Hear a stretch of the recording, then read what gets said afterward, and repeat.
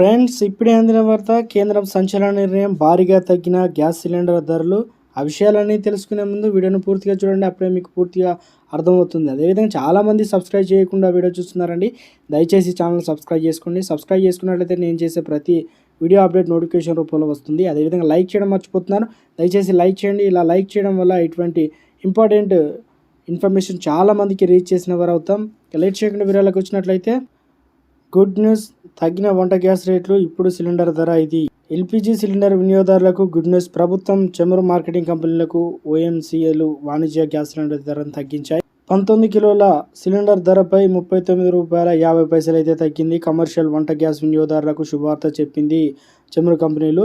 Commercial వంట gas వినియోగదారులకు శుభవార్త. వాణిజ్య వంట గ్యాస్ ఎల్పిజి 19 కిలోల వంట గ్యాస్ ధర వచ్చేసి మనకు శుక్రవారం ₹39.50 మేర తగ్గింది.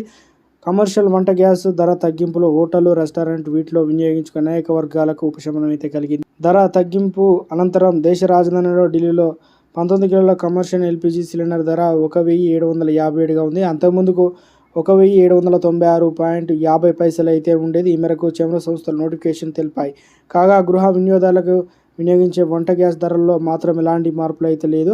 డొమెస్టిక్ ఎల్పిజి 14.2 కిలోల సిలిండర్ ధర ప్రస్తుతం $903 అయితే ఉంది. వివిధ ప్రాంతాల బట్టి వివిధ గ్యాస్ సిలిండర్లు కంపెనీల బట్టి అయితే మారుతూ ఉన్నాయి.